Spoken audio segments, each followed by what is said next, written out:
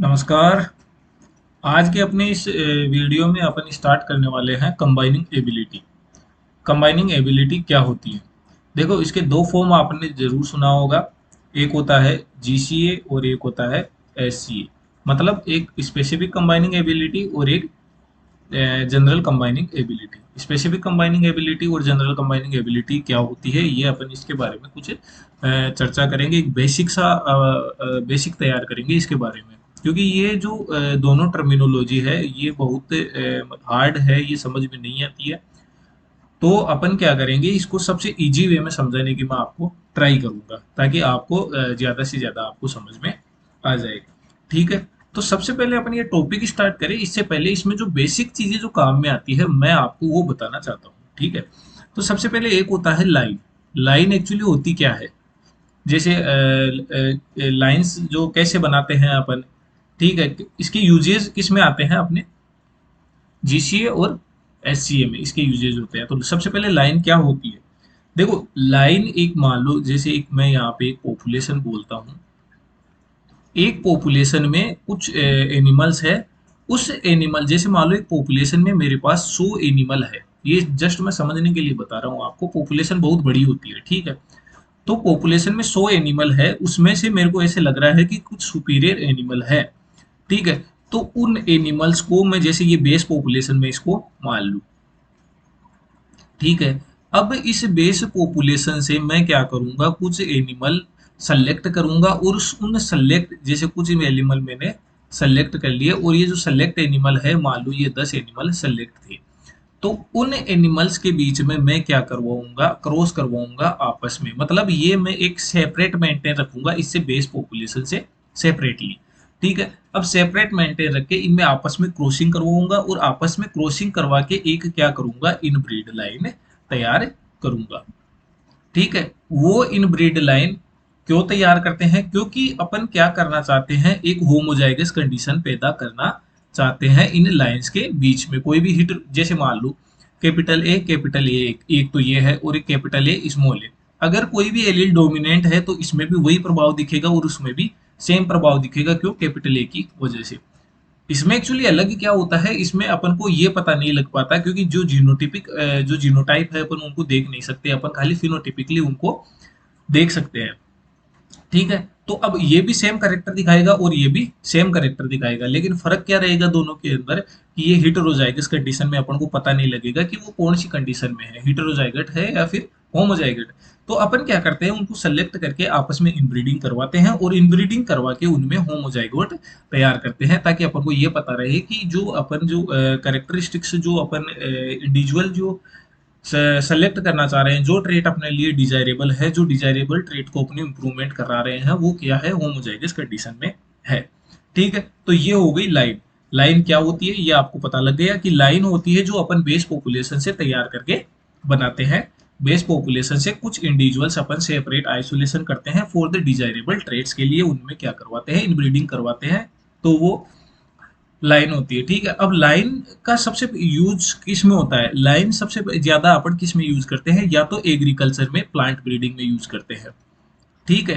Plant breeding में, या फिर अपन यूज करते हैं एनिमल्स की, अगर बात करें एनिमल्स में, तो एनिमल्स में अपन किस में यूज करते हैं? वो यूज करते हैं मेनली पोल्ट्री में। ये क्यों यूज करते हैं? क्योंकि जब देखो, इनब्रीडिंग जो होती है ना, वो इन सॉरी, जो लाइन होती है ना, उसको बनाने के लिए अगर मैं फुल शिप, ये मेथड से बनाई जाती है, अगर मैं फुल शिप मेथड से बना रहा हूँ तो मिनिमम मेरे को 10 जनरेशन उसमें रिक्वायर होती है। और अगर मैं हाफ शिप बना रहा हूँ, हाफ शिप लाइन बनाने के लिए मेरे को, हाफ शिप मेथड से मैं अगर लाइन बना रहा हूँ तो उसके लिए मेरे को मिनिमम 20 जनरेशन रिक्वायर होती है। ये क्वेश्चन पूछे जाते हैं, मिनिमम हाफ शिप में कितनी जनरेशन रिक्वायर होती है एक इनब्रीड लाइन बनाने में, और फुल शिप में कितनी जनरेशन चाहिए होती है एक लाइन, एक इनब्रीड लाइन बनाने में। तो अपन में क्या होता है, जैसे लार्ज एनिमल है, तो लार्ज एनिमल में एक तो जो जनरेशन इंटरवल है वो बहुत ज्यादा पाया जाता है, जिसकी वजह से जैसे 10 जनरेशन या 20 जनरेशन में बहुत साल लग जाएंगे एक इनब्रीड लाइन बनाने में, इसीलिए ये एक पॉसिबल नहीं है। दूसरा डिसएडवांटेज लार्ज एनिमल में ये होता है कि जैसे मान लो कि इनब्रीड लाइन इनब्रीडिंग डिप्रेशन आता है। उसमें क्या आता है, इनब्रीडिंग डिप्रेशन। तो उसके से क्या करता है, वो एक ना तो सर्वाइव कर पाता है और उसकी क्या हो जाती है, फर्टिलिटी भी क्या हो जाती है, रिड्यूस हो जाती है। तो उस वजह से क्या कर पाते हैं अपन, लार्ज एनिमल में इसका प्रयोग नहीं करते हैं। ठीक है, तो अपन किसके इंप्रूवमेंट के लिए, किसमें इंप्रूवमेंट के लिए करते हैं, जनरली प्लांट ब्रीडिंग में, या फिर अपन पोल्ट्री की ब्रीडिंग में इनको यूज लेते हैं। पोल्ट्री की जैसे 6 वीक में अपन को एक जनरेशन अपन को मिल जाती है, 6 वीक के बाद में एक जनरेशन, मतलब एक चूजा अराउंड 6 वीक के बाद में अपन को मिल जाता है। ठीक है, तो अपन पोल्ट्री में इसका यूज करते हैं। तो ये तो थी लाइन्स के बारे में। एक होता है इसमें जो आपके जो मेनली आएगा वो क्या आएगा, वेरियंस। ठीक है, वेरियंस। ठीक है, तो आपने सुना होगा जो वेरियंस होते हैं, जैसे फिनोटिपिक वेरियंस में बात करूं, जो फिनोटिपिक होता है, वो फिनोटिपिक वेरिएंस किसकी वजह से होता है, जैसे पहले भी आपने देखा होगा P बराबर G प्लस ई।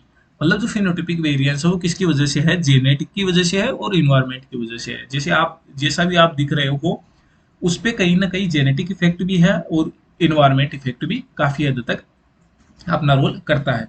तो जो फिनोटिपिक वेरिएंस है, मैं यहाँ पे इसको दो भागों में कर दूंगा। एक तो होता है जेनेटिक वेरिएंस, जेनेटिक वेरिएंस हो जाएगा, और दूसरा हो जाएगा सुरा सॉरी यहाँ पे एक हो जाएगा हेरिटेबल हो जाएगा। हेरिटेबल मतलब ये जो जेनेटिक वेरिएंस अपने पास आया है वो हेरिटेबल अपने माता पिता से आया है। दूसरा हो जाएगा नॉन हेरिटेबल। ठीक है, ये जो नॉन हेरिटेबल जो वेरिएंस आया है वो किसकी वजह से आया है, एनवायरमेंट की वजह से। तो ये किसकी वजह से आया है, अपने एनवायरमेंट की वजह से आया है। ठीक है, ये अपना था फिनोटिपिक वेरिएंस के बारे में। अब जो हेरिटेबल है वो कौन सा है, जेनेटिक वेरिएंस है। ठीक है, अब मैं इसको साइड में लिख लेता हूं। जो जेनेटिक वेरिएंस है, जो जेनेटिक वेरिएंस है वो किसकी वजह से होता है, तो जेनेटिक वेरिएंस मेनली किसकी वजह से होता है, या तो क्या होता है, एडिटिव जेनेटिक वेरिएंस होता है। ये तीन प्रकार के होते हैं, एडिटिव, या एक होता है डोमिनेंट जेनेटिक वेरिएंस, और तीसरा जो होता है वो होता है एपिस्टेसिस, एपिस्टेसिस, या फिर होता है इंटरेक्शन की वजह से।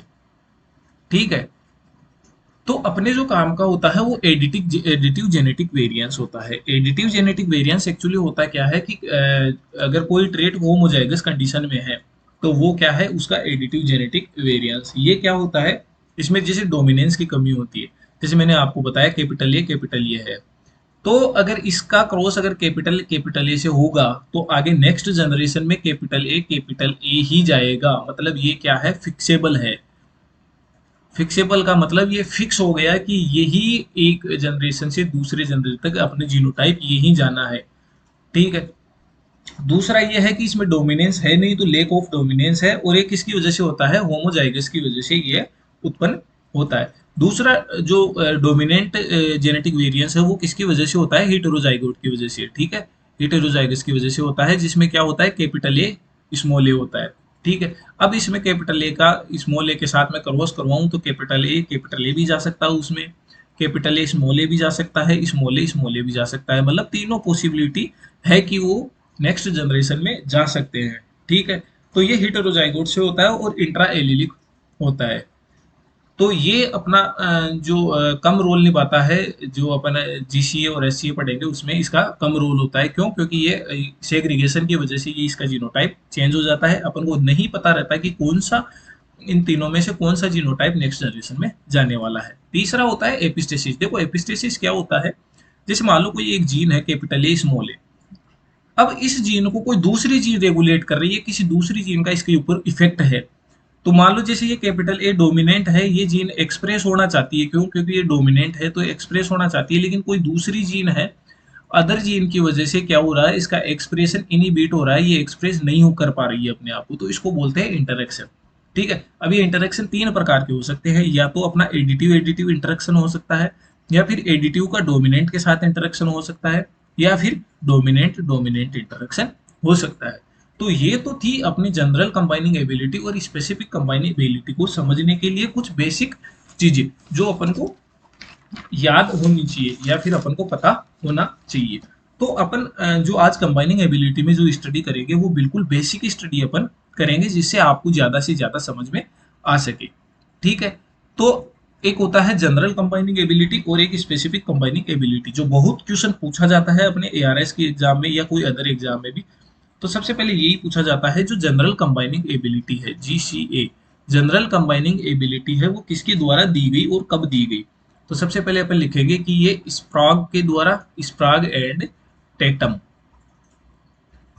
टेटम ने दी थी सन 1942 में। ठीक है, तो जीसीए कब दिया गया था। हाँ, एक चीज मैं आपको बेसिक में और ऐड करना चाहूंगा कि वो डाई एलिलिक क्रॉस, जिसकी अपन को अभी जरूरत पड़ेगी समझाने में।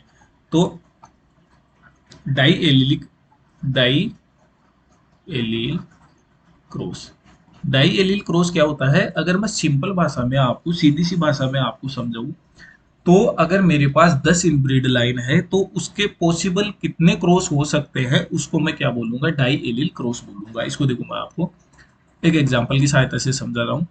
जैसे मान लो मेरे पास 5 इनब्रीड लाइन है, जैसे मैंने लिख दिया A B C D E. ठीक है, तो इसके पॉसिबल कॉम्बिनेशन कितने हो सकते हैं इस डाई एलिल क्रॉस के। ठीक है, तो एक का मैं बी के साथ क्रॉस करवा सकता हूँ, एक का मैं किसके साथ, सी के साथ भी क्रॉस करवा सकता हूँ, एक का मैं किसके साथ, डी के साथ भी, और एक का मैं किसके साथ, ई के साथ भी क्रॉस करवा सकता हूँ। फिर अगर मैं रेसिप्रो जैसे रिवर्स नहीं करके, रेसिप्रोकल क्रॉस नहीं करके वैसे करूँ, तो बी का मैं सी के साथ हो जाएगा, डी के साथ भी हो जाएगा और ई के साथ भी हो जाएगा। इसी प्रकार सी का डी के साथ और ई के साथ, इसी प्रकार डी का ई के साथ। तो ये क्या होते हैं, अपने क्रॉस कॉम्बिनेशन होते हैं। जैसे मैंने ए के ऑल पॉसिबल क्रॉस कितने थे, 4 मैंने करवाए। ठीक है, तो जितने भी पॉसिबल क्रॉस है, ठीक है, तो देखो, when a line is crossed to several other lines in all possible combination then it is known as a diallelic cross. ठीक है, अगर आप चाहो तो मैं यहाँ पे इसकी डेफिनेशन लिखवा देता हूँ, क्योंकि जो डाइएलिलिक क्रॉस की जो डेफिनेशन है वो बहुत बार पूछी भी जाती है कुछ एग्जामों में। ठीक है, तो मैं आपको इसकी एक बार डेफिनेशन लिखवा देता हूँ, डाइएलिलिक क्रॉस क्या होता है। ठीक है, तो डाइएलिलिक क्रॉस होता है कि व्हेन ए लाइन क्रॉस, ठीक है, जब अपन एक लाइन को क्रॉस करवाते हैं, when a line is crossed to several other line, ठीक है, several other line in all possible combination, in all possible combination, ठीक है, इन ऑल पॉसिबल कॉम्बिनेशन, ठीक है, that then it is known as diallelic cross. ठीक है, ये अपना डाइएलिलिक क्रॉस हो गया। ठीक है, अब देखो मैं आपको, अब आपको जो जीसी है और एससी है समझने में इतना आसान हो जाएगा, इतना आसान हो जाएगा, बहुत ज्यादा आसान हो जाएगा। वरना क्या होती है, अपना जब बेसिक क्लियर नहीं होता है ना, तो ये चीज समझने में बहुत ही डिफिकल्टी होती है। ठीक है, अब 1 मिनट का काम है जिसमें आप जीसीए और एससीए आराम से समझ जाओगे। ठीक है, तो जीसीए देखो होता क्या है, जनरल कंबाइनिंग एबिलिटी होती क्या है, तो ये यहाँ पे मैं एडिंग डाल देता हूँ, कंबाइनिंग जनरल कंबाइनिंग एबिलिटी, ये मैंने हेडिंग डाल दी जनरल कंबाइनिंग एबिलिटी की। ठीक है, तो अब इसको मैं एक एग्जांपल की तरह आपको पहले एग्जांपल से एक समझाता हूँ। ठीक है, तो मैंने मान लो कोई क्रॉस करवाए, जैसे मैंने बताया ना आपको कि डाइएलिलिक क्रॉस इनमें अपन करवाते हैं। जैसे मान लो मैंने लिख लिया ए बी सी डी और ई, इनका क्रॉस मैंने करवाया, ये लाइन्स है अपनी है। जैसे ए का क्रॉस करवाया मैंने बी लाइन से, फिर उसका सी के साथ करवाया, फिर उसका डी के साथ करवाया और फिर उसका ई के साथ करवाया। तो जैसे मान लो ए और बी का जो मैंने क्रॉस करवाया और उसकी जो प्रोजेनी है, ये आपको बहुत ध्यान रखने वाली बात है कि अपन उसकी जो, जैसे मान लो ए और बी का अपन ने क्रॉस करवाया था, तो इसकी क्या आएगी, प्रोजेनी आएगी, प्रोजेनी यानी F1 जनरेशन। तो इसकी जो प्रोजेनी है, उस प्रोजेनी की परफॉर्मेंस अपन क्या करते हैं, इवेलुएट करते हैं, और उसकी परफॉर्मेंस इवेलुएट करके अपन यहाँ लिख देते हैं कि जो इनकी प्रोजेनी आई उनकी परफॉर्मेंस ये थी। जैसे मान लो मैंने कोई मक्का के 2 क्रॉस करवाए आपस में, और क्रॉस करवाने पे इनकी बहुत सारी प्रोजेनी आई, और उन प्रोजेनियों की जो मीन वैल्यू है, जैसे मान लो 10 प्रोजेनी आई या 20 प्रोजेनी आई, ये अपने खेत में लेते हैं मक्का का, ठीक है, तो उस खेत में उसकी कितनी ईल्ड हुई, मान लो 86 कुंटल उसकी ईल्ड हुई, यहाँ पे 85 हुई, एक बार 90 हुई, एक बार 95 हुई। ठीक है, तो ऐसे क्या करते हैं अपन, तो क्रॉस करवाते हैं, ऑल पॉसिबल क्रॉस, इनके सबके क्रॉस करवाएंगे। ठीक है, अब जैसे ए का मैंने ऑल पॉसिबल क्रॉस करवाया बी सी डी और ई के साथ, तो इनके जो पॉसिबल क्रॉस की जो ए का बी के साथ जो मीन वैल्यू आई थी वो यहाँ लिख दी, इन सब का टोटल यहाँ लिखेंगे अपन। ठीक है, जैसे ए की जो ए लाइन थी अपनी, जो ए लाइन का टोटल कितना है अपने पास, जितना भी वट एवर है ना, जैसे मान लो मैंने 150 ले लिया, और इन सब का जो आपस में इन सब का जो पॉसिबल क्रॉस मैंने करवाया, उन सब का टोटल मैं यहाँ लिखूंगा। जैसे मान लो मेरे पास इन सब का टोटल कितना आया, मेरे पास आ गया 250। ठीक है, अब ये 250 आ गया। ठीक है, तो अपन देखते क्या है कि इसके परफॉर्मेंस से, जो ए का जो परफॉर्मेंस है उसका जो टोटल परफॉर्मेंस है उससे कितना डेविएट करता है, वो उसकी होती है जनरल कंबाइनिंग एबिलिटी। ठीक है, जैसे ये कितना डेविएट कर रहा है, 100 डेविएट कर रहा है, तो ये इसकी क्या है, जनरल कंबाइनिंग एबिलिटी। ठीक है, अब देखो मैं आपको उसकी सहायता से बताता हूं। Main performance of A line, जैसे मैंने एक इस लाइन का जो क्रॉस करवाया उसकी जो परफॉर्मेंस आई मेरे पास ये आई। ठीक है, क्योंकि इसका क्रॉस करवाया, इनकी जो मीन वैल्यू थी उनकी सारे को टोटल किया, तो अपने पास इसकी जो टोटल परफॉर्मेंस आ गई वो आ गई। तो mean performance of A line in all it's crosses with several other lines. ठीक है, करवा दिया, सेवरल अदर लाइंस के साथ क्रॉस करवा दिए। ठीक है, several other lines expressed as a deviation from, ये देखो ये डेविएशन, इससे deviation from mean of all crosses, ये पूरे के पूरे क्रॉसेस से क्या होता है, इससे कितना डेविएट उसकी एक पर्टिकुलर लाइन कर रही है, वो उसकी क्या होती है, जनरल कंबाइनिंग एबिलिटी होती है। ठीक है, ये मैं आपको इसकी डेफिनेशन लिखवा देता हूं। ठीक है,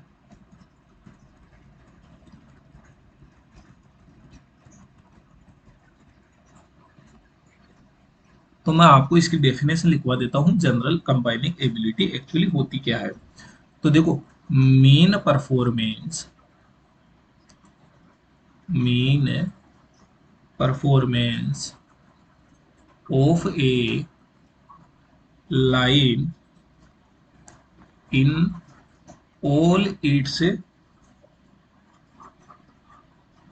crosses, ठीक है, all its crosses with several other lines, several other lines expressed as a expressed as a expressed as a deviation किससे है, from the mean of, from the as a deviation from the mean of all crosses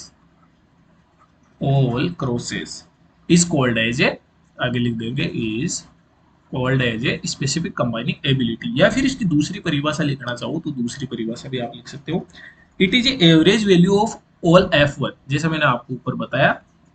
ये देखो F1 की जो average value है, अपन yield तो देखेंगे, ये यील्ड तो लिखी थी अपन ने, तो ये जो F1 जनरेशन है उसकी एवरेज वैल्यू, ठीक है, वो टोटल से कितना डिफर कर रही है, वो अपना क्या हो जाएगा, general combining ability.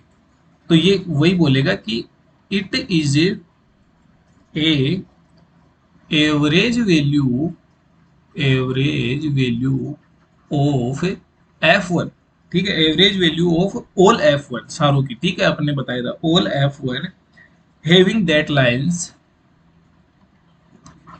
having that lines has one parent, has one parent। देखो वन पेरेंट ही था, एक अपन ने कॉमन रखा था, एक ही क्रॉस अपन ने सबके साथ करवाए थे, तो एक पेरेंट्स अपने पास कॉमन था, having one parents, the value being expressed, the value being expressed as a deviation from that, as a deviation deviation from the overall mean of crosses, overall mean of crosses। जैसा कि मैंने आपको पहले ही बताया कि ये total का उस पर्टिकुलर लाइन से कितना डेविएशन करता है, कितना डिफर है, वो उसका क्या है, जनरल कंबाइनिंग एबिलिटी और स्पेसिफिक कंबाइनिंग एबिलिटी। ये था अपना जनरल कंबाइनिंग एबिलिटी। अब पढ़ेंगे अपन स्पेसिफिक कंबाइनिंग एबिलिटी। ठीक है, स्पेसिफिक कंबाइनिंग एबिलिटी क्या होता है? देखो, सबसे पहले अपने दिमाग में ये क्लियर कर लेना कि जनरल कंबाइनिंग एबिलिटी जो होती है वो लाइंस के क्रॉस से होती है। ठीक है, जो लाइंस का क्रॉस है वो पॉसिबल मैनर्स में अपन करवाते हैं, जबकि जबकि जो स्पेसिफिक कंबाइनिंग एबिलिटी होती है वो क्या होती है, अपन लाइंस के बीच में, ऑल पॉसिबल लाइंस के बीच में नहीं करवा के खाली दो ही लाइंस के बीच में अपन क्रॉस करवाते हैं। जैसे मान लो वहां तो टोटल थे और उससे टोटल ऑल पॉसिबल जो क्रॉस थे अपने करवा के अपन ने क्या किया था, जीसीए ज्ञात किया था। लेकिन स्पेसिफिक कंबाइनिंग एबिलिटी में अपन खाली स्पेसिफिक लाइन के बीच में क्रॉस करवाएंगे। जैसे ए का अपने बी के साथ क्रॉस करवाया, तो ये क्या है, अपनी स्पेसिफिक कंबाइनिंग एबिलिटी। इसकी वैल्यू से अपन जो करेंगे वो, जैसे जैसे मान लो मैं आपको समझाऊं कि ए और बी के क्रॉस से मेरे यहाँ पे कुछ वैल्यू आई। ठीक है, अक्स वैल्यू मेरे आई। तो अक्स वैल्यू क्या होनी चाहिए, जैसे मैंने जनरल कंबाइनिंग एबिलिटी इसकी 10 थी और इसकी 10 थी, तो मेरी जो अक्स की वैल्यू है वो कितनी होनी चाहिए, 10 प्लस 10, मतलब कितनी होनी चाहिए, 20 होनी चाहिए। ठीक है, मतलब ये जो स्पेसिफिक कंबाइनिंग एबिलिटी, मैंने दो ही लाइंस का जो स्पेसिफिक कंबाइनिंग वो करवाया, क्रॉस करवाया है, तो उस लाइंस का कुछ तो स्पेसिफिक कंबाइनिंग एबिलिटी होगी। जैसे मैंने एक की कंबाइनिंग एबिलिटी अभी आपको ऊपर बताया कि एक की कंबाइनिंग एबिलिटी मैंने कैसे निकाली, तो ऐसे एक की कंबाइनिंग एबिलिटी निकाली मैंने, जनरल कंबाइनिंग एबिलिटी निकाली, और सॉरी बी की कंबाइनिंग जनरल कंबाइनिंग एबिलिटी निकाली। तो मैं ये देखना चाह रहा था कि जब मैंने ए की क्या निकाल ली, जनरल कंबाइनिंग एबिलिटी निकाल ली, और बी की भी मैंने क्या निकाल ली, जनरल कंबाइनिंग एबिलिटी मैंने निकाल ली। तो अगर मैं इन दोनों का आपस में क्रॉस करवाऊंगा तो मैं ये उम्मीद कर रहा था कि जब मैं ए का बी के साथ क्रॉस करवाऊंगा तो दोनों की जो जनरल कंबाइनिंग एबिलिटी ए की है प्लस जनरल कंबाइनिंग एबिलिटी जो बी की है वो दोनों के क्रॉस का सम होगा। ठीक है, लेकिन उन्होंने, जो भी वैज्ञानिक थे, उन्होंने ऐसा पाया कि ये सम नहीं था, ये कुछ क्या था, डिफर था, इससे कुछ डिफर था। तो कितना डिफर था, वो अपना था स्पेसिफिक कंबाइनिंग एबिलिटी। ठीक है, देखो स्पेसिफिक कंबाइनिंग एबिलिटी होता है। ठीक है, तो स्पेसिफिक कंबाइनिंग एबिलिटी इससे जितना भी डेविएट करता है, ठीक है, इन दोनों के जो सम से जितना भी डेविएट करता है वो क्या होता है, स्पेसिफिक कंबाइनिंग एबिलिटी होता है। ठीक है, मैं आपको परिभाषा एक बार बता देता हूं कि deviation of performance from the sum of GCA of two parent line. ठीक है, टू पेरेंट लाइन का जो सम जीसीए है, ठीक है, वही बता रहा हूं, एक बार फिर से देखो कि the deviation of performance from the sum of, ये देखो यहाँ पे सम ऑफ जीसीए, दोनों का सम होता है, उससे क्या होता है, डेविएशन होता है टू पेरेंटल लाइंस का इन ए पर्टिकुलर क्रॉस, मतलब एक पर्टिकुलर क्रॉस में, उसमें अपन ऑल पॉसिबल क्रॉस करवा रहे थे, इसमें एक पर्टिकुलर क्रॉस करवा रहे हैं दो लाइंस के बीच में। ठीक है, तो वही उसका क्या है, स्पेसिफिक कंबाइनिंग एबिलिटी है। ठीक है, तो स्पेसिफिक कंबाइनिंग एबिलिटी क्या हो गया, अगर मैं आपको सीधी अगर एक फॉर्मूले के द्वारा मैं आपको बताना चाहूँ, तो स्पेसिफिक कंबाइनिंग एबिलिटी क्या है कि जो डेविएशन है, यहाँ पे मैं डेविएशन लिख दूंगा, एक्स कोई भी डेविएशन है वो कितना है, वो किसके बराबर है, जी सी ए लाइन के बीच में plus G C A B line के बीच में, इन दोनों का कर्वस करवाया, लेकिन इससे कुछ डेविएशन होगा, इससे कुछ डेविएशन होगा, वो क्या होगा, स्पेसिफिक कंबाइनिंग एबिलिटी उन किसका, ए लाइन का और बी लाइन का, इन दोनों का जो होगा। डेविएशन कैसे, जैसे मैं इसको स्पेसिफिक कंबाइनिंग एबिलिटी को अलग से ले लूंगा तो मेरे क्या आ जाएगा, अक्स माइनस जी सी ए किसकी वजह से, एक के लाइन की वजह से, प्लस दोनों का सम है अपने जी सी ए बी की वजह से, मैं उधर लेके गया तो ये डेविएशन ही तो हुआ। इससे इसका कितना डेविएशन है वही क्या है, अपना स्पेसिफिक कंबाइनिंग एबिलिटी, किनके, उन दो पर्टिकुलर क्रॉस के बीच में, जो अपन ने ए और बी के बीच में जो पर्टिकुलर क्रॉस करवाया था उनका क्रॉस है। ठीक है, तो ये हो गया अपना स्पेसिफिक कंबाइनिंग एबिलिटी। ये हमेशा ध्यान रखना है, स्पेसिफिक कंबाइनिंग एबिलिटी एक पर्टिकुलर दो लाइंस के पर्टिकुलर क्रॉस के बीच में होता है, और जनरल कंबाइनिंग एबिलिटी अपन ऑल पॉसिबल क्रॉस करवा के जनरल कंबाइनिंग एबिलिटी गेन करते हैं। अब दो तीन इंपॉर्टेंट चीजें मैं आपको यहाँ पे बता देता हूँ। जो जनरल कंबाइनिंग एबिलिटी होती है वो किसकी वजह से होती है? एडिटिव जीन एक्शन की वजह से होती है। एडिटिव जीन एक्शन की वजह से होता है। जैसे मैंने आपको इसीलिए पहले समझाया था कि एडिटिव जीन एक्शन क्या होता है, वो आपको समझ में आ सके। मतलब जब एलील अपने क्या होते हैं, होमोजाइगस कंडीशन में होते हैं, तो आपको समझ में आ गया कि जो जनरल कंबाइनिंग एबिलिटी है वो अपन को ये बताती है कि कितना जो पेरेंट्स का जो जीनोटाइप है, कितना एज सच किस में गया है, प्रोजेनी में गया है। क्यों? क्योंकि ये क्या होगा, सेग्रीगेट नहीं होगा। मैंने आपको पहले ही बताया था कि ए का अगर इस एलील का क्रॉस अगर मैं इस कैरेक्टर से ही कराऊंगा तो अपन को ए ही प्राप्त होगा। इसीलिए मैंने आपको बताया था कि जनरल कंबाइनिंग एबिलिटी जब भी अपन ज्ञात करते हैं तो अपन किसकी वजह से होता है? एडिटिव जीन एक्शन की वजह से होता है। जबकि जबकि जो स्पेसिफिक कंबाइनिंग एबिलिटी होती है वो किसकी वजह से होता है? नॉन एडिटिव जीन एक्शन की वजह से होता है। नॉन एडिटिव जीन एक्शन की वजह से होता है। अब नॉन एडिटिव जीन एक्शन क्या है? जैसे कि मैंने बताया आपको, dominant non additive gene action है, ठीक है। एपिस्टेसिस, एपिस्टेसिस या फिर उसको बोलते हैं अपन इंटरेक्शन, ठीक है। ये किसकी वजह से है? वो नॉन एडिटिव जीन एक्शन की वजह से है, ठीक है। तो इसमें मेजोरिटी किसकी होती है? अगर जैसे मान लो मैंने किसी की जो भी अपने करेक्टरिस्टिक्स है उसके कंबाइनिंग एबिलिटी निकाल रहे हैं, तो कंबाइनिंग एबिलिटी 100 थी, तो उसमें जो मेजोरिटी है वो किसकी वजह से होती है? जैसे जनरल कंबाइनिंग एबिलिटी थी, वो किसकी वजह से होती है? जनरल कंबाइनिंग एबिलिटी की वजह से, सॉरी, मेजोरिटी में होती है। और specific combining ability 30% specific combining ability की वजह से है। तो ये था अपन जनरल। और एक इसका मेन पॉइंट ये होता है, जो जनरल कंबाइनिंग एबिलिटी है वो क्या करता है? मेन इफेक्ट बताता है। अगर स्टेटिस्टिकली बात करें तो अपन, ये मेन इफेक्ट है। और जो स्पेसिफिक कंबाइनिंग एबिलिटी है वो किसकी वजह से होती है? इंटरेक्शन की वजह से। जैसे कि मैंने आपको बताया, डोमिनेंस या फिर एपिस्टेसिस की वजह से होती है, ठीक है। एक चीज अपन को ये ध्यान रखनी है, ठीक है। तो पहली बात तो अपन को परिभाषा ध्यान रखनी है। परिभाषा कैसे है मैंने आपको बता दिया। दूसरी चीज क्वेश्चन के लिए ये अपन को ध्यान रखना है।